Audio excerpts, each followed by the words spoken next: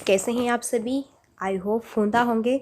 So welcome है सभी यहाँ पे जो है इन फ्यूचर जो भी यहाँ पे इन फ्यूचर हमारे टीचर्स भविष्य में बनने वाले हैं उन सभी का वेलकम है। और फ्रेंड्स, जैसा आप यहाँ पे टाइटल देख रहे हैं सीटेट दिसंबर 2023, जी हाँ बिल्कुल, सीटेट दिसंबर 2023 केंद्रीय शिक्षक पात्रता परीक्षा एग्जामिनेशन हब चैनल पर सीडीपी की प्रैक्टिस यहाँ पे चल रही है। पार्ट आपका ये 2 है। ओके, यहाँ पे फर्स्ट नहीं है, पार्ट यहाँ पर 2 है। फर्स्ट मैं आपको करा चुकी हूँ तो आप देख लेना। और इम्पोर्टेंट सेशन है और 30 MCQ क्वेश्चन यहाँ पे रहेंगे आपके, बहुत ही बेहतरीन है सारे, पेडालॉजी बेस होंगे और आपके यहाँ पे कुछ थ्योरेटिकल वाले भी होंगे और पेडालॉजी भी होंगे और कुछ यहाँ पे आपके वन, जैसे कि हमारा ये क्वेश्चन होता है ना कि बुद्धि का मापन किसी ने किया, तो इस तरह के क्वेश्चन भी होंगे। ओके, बहुत बेस्ट है। तो ये एग्जामिनेशन हब हमारा चैनल है, आप इसको ज्वाइन ज़रूर करना, ये बहुत इंपॉर्टेंट है। आइए फिर यहाँ पे स्टार्ट करते हैं। और जैसा आपने देखा यहाँ पे टारगेट हमारा सीटेट दिसंबर 2023, तो आइए फिर स्टार्ट करते हैं। और टाइम आपका यहाँ पर 8 PM, याद रखना 8 PM डेली कंटिन्यू सीडीपी की चलेगी और 4 PM यहाँ पे डेली कंटिन्यू आपकी ईवीएस की चलेगी। और जो बाकी के 3 सब्जेक्ट है ना उनका भी टाइम सेट करती हूँ और वो भी आपकी मंडे से क्लासेस स्टार्ट हो जाएंगी। तो चलिए यहाँ पे फर्स्ट क्वेश्चन है कि बच्चे की बुद्धि लब्धि 90 से 110 के मध्य है तो वह है, तो यहाँ पे थोड़ा कलर चेंज कर लेते हैं। चलो ये सही रहेगा, बिल्कुल सामान्य बुद्धि, प्रखर बुद्धि, उत्कृष्ट बुद्धि या फिर यहाँ पे हम कह सकते हैं प्रतिभाशाली बुद्धि। तो यहाँ पे बच्चे की बुद्धि लब्धि जो 90 से 110 के मध्य में होती है उसको कहते हैं हम सामान्य बुद्धि। ए ऑप्शन यहाँ पे हमारा करेक्ट आंसर होगा। जो ये बुद्धि लब्धि वाले क्वेश्चन होते रहे, वो चाहे सी टेट हो, यूपी टेट हो, चाहे वो आपका सुपर टेट हो, इन सभी एग्जाम्स के लिए बहुत ही इंपॉर्टेंट रहते हैं। और प्रतिभाशाली जो कि 140 से अप होते हैं, जिसकी यहाँ पे बुद्धि लब्धि 140 से ऊपर होती है, वो आपके यहाँ पे गॉड गिफ्टेड स्टूडेंट्स होते हैं। और जैसा आपने देखा यहाँ पे आंसर्स भी हमने नीचे दिए हुए हैं, तो PDF आप सभी को मिल जाएगी टेलीग्राम पर, स्टडी विद शिवानी, वहाँ पे ज्वाइन कर लेना, PDF आपको फ्री मिलेगी। बच्चे के लिए निःशुल्क एवं अनिवार्य शिक्षा का अधिकार अधिनियम कितने वर्ष के बच्चे के लिए लागू है? 6 से 14 वर्ष, 7 से 13 वर्ष, 5 से 11 वर्ष, 6 से 12 वर्ष। तो हमारा इस सेशन का जो करेक्ट आंसर होगा, तो बच्चे के लिए निःशुल्क एवं अनिवार्य शिक्षा का अधिकार अधिनियम कितने वर्ष के बच्चों के लिए लागू है? तो ये 6 से 14 के लिए, आप सबको पता है। और हाँ, जो यहाँ पे दिव्यांग स्टूडेंट्स हैं उनके लिए 6 से 18 वर्ष, उनके लिए 6 से 18 वर्ष। ये भी पॉइंट्स आपको याद रखना है, ये बहुत इंपॉर्टेंट पॉइंट्स हैं। ओके, अगर पूछे कि यहाँ पे हम जो है निःशुल्क एवं अनिवार्य शिक्षा, जो बच्चे यहाँ पे हमारे दिव्यांग हैं उनके लिए है आपका 6 से 18, और जो यहाँ पे मतलब अभी ऐसे ही है भी, मतलब सही है, तो उनका होगा 6 से 14 वर्ष। नेक्स्ट, एक बच्चे की बुद्धि और विकास के अध्ययन की सर्वाधिक अच्छी विधि कौन सी है? मनोविश्लेषण विधि, तुलनात्मक विधि, विकासीय विधि या फिर सांख्यिकीय विधि। एक बच्चे की बुद्धि और विकास के अध्ययन की सर्वाधिक अच्छी विधि कौन सी है? तो यहाँ पे जो है सबसे बेस्ट होगा, सबसे बेस्ट, तो एक बच्चे की बुद्धि और विकास, इनके अध्ययन के लिए सबसे अच्छी यहाँ पे विधि मानी जाती है और वो है कौन सी? विकासीय विधि। ओके, तो बुद्धि और विकास के अध्ययन की सबसे बेस्ट होती है विकासीय विधि, तो सी ऑप्शन हमारा यहाँ पे करेक्ट होगा। बिल्कुल आप सब जानते हैं कि बच्चे के लिए इंटेलिजेंस है ना, उसके डेवलप के अकॉर्डिंग यहाँ पे ग्रो करती है। और भाई देखते हैं कि जिस टाइप्स का एनवायरनमेंट मिलता है, जैसा यहाँ पे पालन पोषण होता है, अच्छे से ग्रो होता है बच्चा, है ना, तो अच्छा माइंड उसका यहाँ पे भैया आपका बनता है। तो आपको ये देख लेना है, याद करना है इस क्वेश्चन को, बहुत ही इंपॉर्टेंट है। चलिए फिर नेक्स्ट यहाँ पे हम क्वेश्चन अपना देखते हैं। गार्डनर ने 7 बुद्धि का अधिमान निर्धारित किया, इनमें से कौन सा नहीं है? तो हार्वर्ड गार्डनर ने 7 बुद्धि का अधिमान निर्धारित किया। अब तो यहाँ पे जो हमारे हार्वर्ड गार्डनर है, इन्होंने यहाँ पे 9 बुद्धि, ठीक है, बताई है, यानी कि 2 और बढ़ गई, यहाँ पे 2 पार्ट्स के हो गए हैं। और तो यहाँ पे स्थान संबंधी बुद्धि, भावात्मक, अंतर्वैयक्तिक, भाषात्मक, तो इनमें से कौन सी नहीं है? तो यहाँ पे जो है स्थान संबंधी बुद्धि, ये भी आपका करेक्ट है, और जो अंतर्वैयक्तिक है ये भी करेक्ट है, जो भाषात्मक है ये भी करेक्ट है, लेकिन जो भावात्मक होगा ना, बी ऑप्शन, ये यहाँ पे गार्डनर की 7 बुद्धि में नहीं है। बाकी अब इनकी यहाँ पे हार्वर्ड जो गार्डनर है प्रेजेंट टाइम में 9 हो गई है, तो ये भी आपको याद रखना है। ओके, हार्वर्ड जो गार्डनर है इन्होंने बहुबुद्धि का सिद्धांत दिया, और बहुकारक का सिद्धांत किसने दिया? तो ये थॉर्नडाइक ने दिया।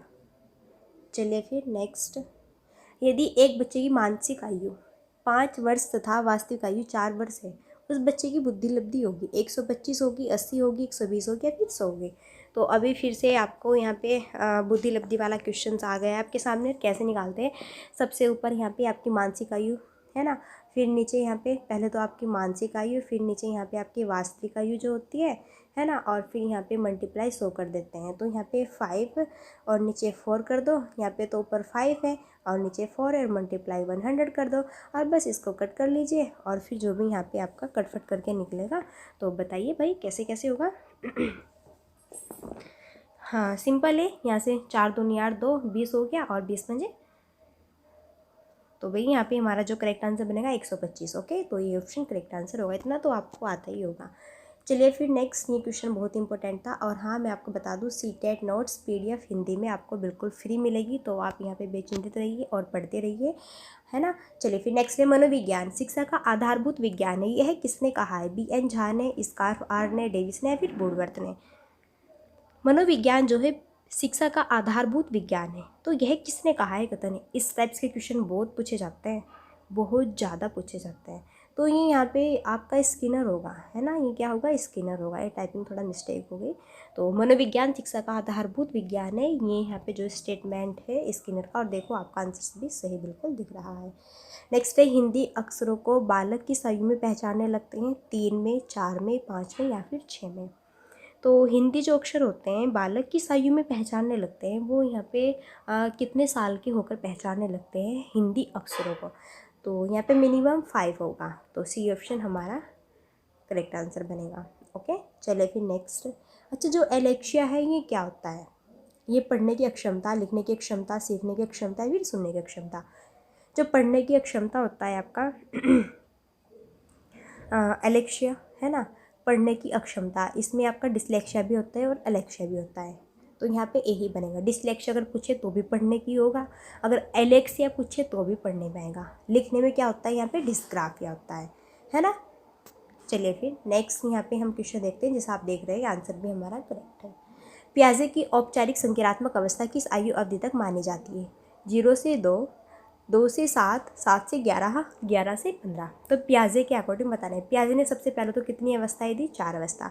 प्याजे यहाँ पे किस पे बिलीव करते हैं? खोज के माध्यम से सीखना। और प्याजे ने कौन सा यहाँ पे सिद्धांत दिया है? संज्ञानात्मक विकास का सिद्धांत। प्याजे कहाँ से बिलोंग करते हैं? स्विट्जरलैंड से बिलोंग करते हैं। तो ये सारे पॉइंट्स आपको याद रखने हैं, ये बहुत ही इंपॉर्टेंट आपके यहाँ पे रखते हैं। तो औपचारिक संक्रियात्मक, है ना, तो ये जो है बहुत इंपॉर्टेंट है, और ये आती है आपकी 11 से 15 स्टेज के अकॉर्डिंग। ओके, औपचारिक, जिसको कि हम यहाँ पे अमूर्त भी कहते हैं, और मूर्त आपकी होती है, अमूर्त होती है। तो फ्रेंड्स आइए फिर आगे बढ़ते हैं हम यहाँ पे अपने नेक्स्ट सेशन के क्वेश्चंस पर। नेक्स्ट है कि गर्भ में बालक को विकसित होने में कुल कितने टाइम लगता है? 150, 280, 390, 460। तो जब गर्भावस्था यहाँ पे चलती है ना एक वुमेंस की, तो उसमें जो है बालक को डेवलप होने में कितने दिन लगते हैं? वो लगते हैं 280 दिन। तो यहाँ पे बी ऑप्शन हमारा करेक्ट आंसर बनेगा। कितने दिन लगते हैं? 280 दिन लगते हैं, ये आपको याद रखना है। नेक्स्ट है, किस मनोवैज्ञानिक ने अपने 3 वर्षीय पुत्र का अध्ययन किया? पेस्टोलॉजी, वॉटसन, स्टेनले हॉल या फिर जेम्स सली। तो वो कौन से मनोवैज्ञानिक है जिन्होंने अपने 3 वर्षीय पुत्र का अध्ययन किया? और वो यहाँ पे जाने माने हैं पेस्टोलॉजी, और ये बहुत ही इंपॉर्टेंट यहाँ पे रखते हैं अपने आप में। चलिए फिर यहाँ पे नेक्स्ट हमारा सेशन का क्वेश्चन है, बालक का विकास कैसे होता है? भाई सिर से पैर की ओर होता है, फिर पैर से सिर की ओर होता है, या फिर दोनों ओर होता है, फिर इनमें से कोई नहीं। तो बालक का जो डेवलप होता है वो कैसे होता है? क्या सिर से पैर की ओर होता है, या फिर पैर से सिर की ओर होता है, या फिर दोनों तरह से चलेगा? देखिए, ये तो बड़ा लॉजिक वाला क्वेश्चन। बालक का जो विकास होता है ना वो सिर से पैर की ओर होता है, याद रखना है। ए ऑप्शन करेक्ट आंसर बनेगा। नेक्स्ट, विकास के संबंध में गलत कथन है। विशिष्ट से सामान्य की ओर सार्वभौमिक प्रक्रिया है, दिशा सिर से पैर की ओर वर्तुलाकार गति है। तो विकास के संबंध में गलत कथन है। तो जो डेवलप होता है बिल्कुल वो सार्वभौमिक प्रक्रिया होती है। डेवलप हमारा यहाँ पे आजीवन चलता रहता है ना, जीवन पर्यंत चलता रहता है। और ये बिल्कुल डेवलप की यहाँ पे जो दिशा होती है वो सिर से पैर की ओर होती है। जो डेवलप होता है वर्तुलाकार गति में चलता है। ओके, तो यहाँ पे विशिष्ट से सामान्य की ओर ये गलत है स्टेटमेंट, बल्कि आपका सामान्य से विशिष्ट की ओर होना चाहिए, न कि विशिष्ट से सामान्य की ओर। चलिए फिर नेक्स्ट, गर्भधान काल की अवस्था नहीं है, शेष अवस्था डिम्ब, बीजकरण, भ्रूणावस्था। तो बिल्कुल देखते ही बन गया होगा, गर्भधान काल की अवस्था नहीं है, वो है शेषावस्था। तो यहाँ पे हमारा ए ऑप्शन करेक्ट आंसर बनेगा। नेक्स्ट, मानव विकास की मनोभौतिक एकता कहलाती है। मन तथा शरीर का विकास, शरीर तथा हड्डियों का विकास, शरीर तथा हृदय का विकास, आत्म तथा मांसपेशियों का विकास। तो मानव जीवन की मनोभौतिक एकता क्या कहलाती है? मन और शरीर का विकास कहलाती है। मानव जीवन की मनोभौतिक एकता मन तथा शरीर का विकास कहलाती है। नेक्स्ट, गर्भ में सर्वप्रथम निर्माण किसका होता है? पैर का, सिर का, धड़ का या फिर सभी का? तो गर्भ में सबसे पहले निर्माण किसका होता है? तो गर्भ में जो है बच्चे का सबसे पहले निर्माण होता है और वो होता है यहाँ पे सिर का। बी ऑप्शन होगा। किसका होता है? सिर का होता है, सबसे पहले याद रख लेना है। जन्म के समय शिशु में कितनी हड्डियाँ होती है? 206, 230, 270, 320। तो जन्म के समय शिशु में यहाँ पे हड्डियाँ होती है 270। सी ऑप्शन करेक्ट आंसर बनेगा। पॉइंट्स इंपॉर्टेंट है, याद रखने हैं, बहुत ही इंपॉर्टेंट है, हुंदा है, बहुत ही अच्छे हैं यहाँ पे क्वेश्चंस। बालक अपनी माँ को पहचानना कब प्रारंभ कर देता है? 6 माह में, 8 माह में, 9 माह में या फिर 3 माह में? अभी बेसिक क्वेश्चन है, लास्ट स्टॉप तक जाएंगे, बहुत ही बेस्ट पेडोलॉजी भी आएगी। ये भी आपको स्टेटमेंट वाले क्वेश्चन भाई पूछ लेता है, ऐसे स्टेटमेंट में पूछ लेता है, कथन में पूछ लेता है, तो सारे ही आपको पढ़ने ध्यान देना है। ये नहीं कि बड़े बड़े क्वेश्चन नहीं आते हैं, छोटे भी पूछे जाते हैं, जिसमें क्या आप कन्फ्यूजन हो जाते हैं कि बड़े बड़े तो हमने पढ़ लिए और कर लिए और छोटे हमसे आते नहीं ना पता। तो छोटों से ही तो आपके बड़े यहाँ पे क्वेश्चन निकलते हैं। तो बालक जो है अपनी माँ को पहचानने लगता है 3 महीने में। तो यहाँ पे डी ऑप्शन हमारा करेक्ट आंसर बनेगा। चलिए फिर नेक्स्ट हमारा सेशन का क्वेश्चन है, बालक के जन्म के समय शिशु के मस्तिष्क का भार कितना होता है? 300, 350, 400 या फिर 450? तो यहाँ पे होता है भाई 350। यहाँ पे हमारा बी ऑप्शन। बालक के जन्म के समय जो है शिशु के मस्तिष्क का भार होता है 350। नेक्स्ट, कल्पना जगत में विचरण होता है शेषावस्था या फिर यहाँ पे मोनियम या फिर बाल्यावस्था फिर शेषावस्था? तो यहाँ पे हमारा कि कल्पना जगत में विचरण किसका होता है भाई, किस अवस्था में? तो वो होता है शेषावस्था में। तो यहाँ पे जो है हमारा डी ऑप्शन करेक्ट होगा, फर्स्ट भी करेक्ट है। सॉरी फ्रेंड्स, पता नहीं क्या हो गया गले में। चलिए नेक्स्ट देखते हैं, बालक मुख्य रंगों की पहचान कर लेता है 5 वर्ष में, 2 वर्ष में, 3 में या फिर 4 में? तो बालक जो है रंगों में पहचान कब करना स्टार्ट कर देता है? बिल्कुल सिंपल सी बात है, 5 ईयर में ही तो बच्चा स्कूल में जाना स्टार्ट करता है। तो ये सिंपल सी है कि भाई धीरे धीरे ग्रोथ भी तो होगा ना, है ना, कि हिंदी वर्ड्स को लिखना या फिर देखना, पहचानना उनको, और फिर रंगों की पहचान करना, क्योंकि वो कलर्स में भी जाएगा, कला में भी, आर्ट्स में भी, है ना। तो ये 5 ईयर होगा।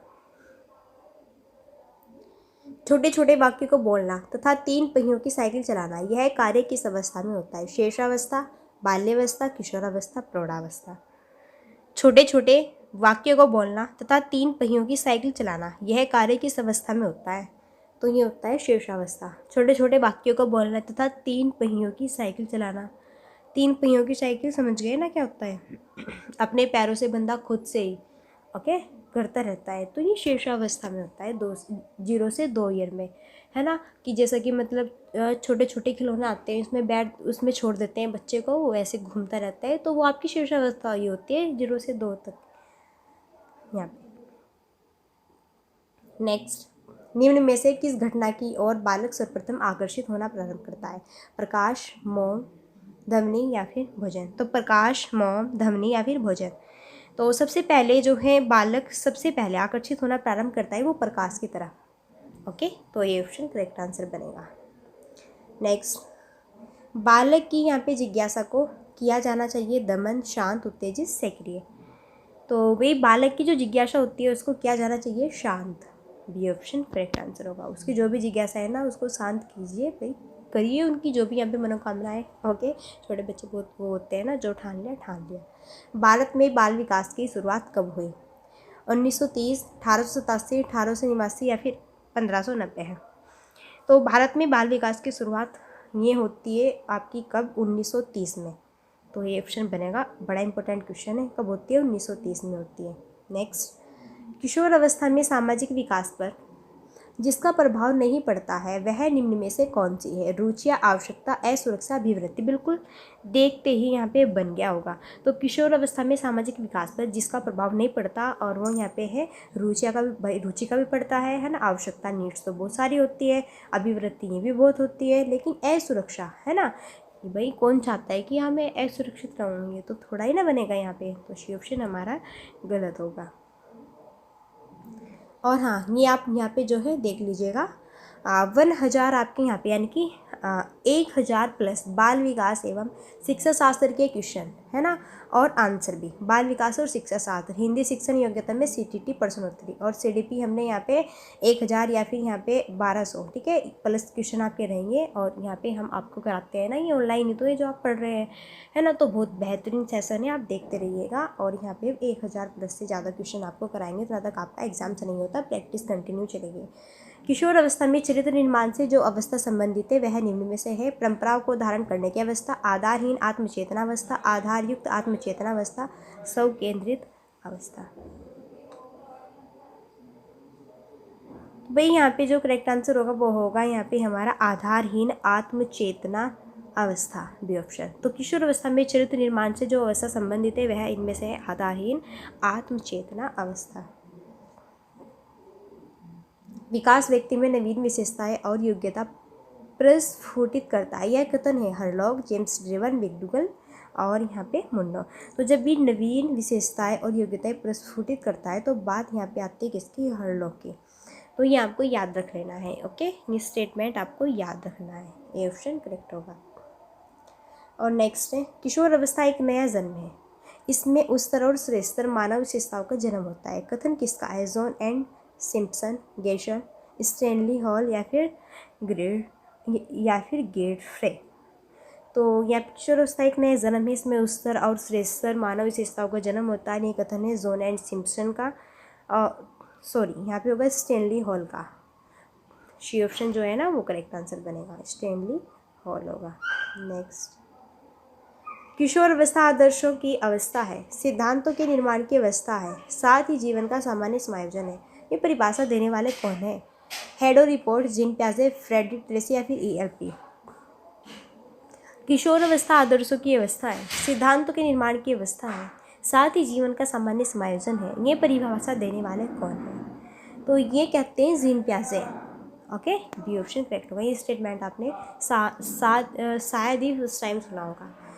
तो फ्रेंड्स, आई होप आपको ये यहाँ पे 30 क्वेश्चन बहुत ही बेस्ट लगे होंगे। ये आपको कैसे लगे यहाँ पे प्लीज़ मेरे को नीचे कमेंट बॉक्स में जाइए और बताइए कि आपको ये सेशन यहाँ पे कैसा लगा। 8 बजे बिल्कुल रेडी रहना है आपको कंटिन्यू, 4 बजे आपको रेडी रहना है EVS के लिए। बहुत ही बेहतरीन क्वेश्चन है, देख लेना, ओके।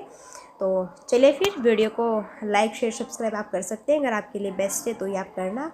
एग्जामिनेशन चैनल जो हब है इसको जल्दी जल्दी सब्सक्राइब कर दीजिए, रेड बटन को ब्लैक कर दीजिए और हंसते रहिए, मुस्कुराते रहिए, अपने जीवन में आगे की ओर बढ़ते रहिए और सफलता यहाँ पे लेते रहिए। तो फ्रेंड्स, मिलते हैं नेक्स्ट वीडियो में, तब तक के लिए so thanks for watching, keep study and bye bye.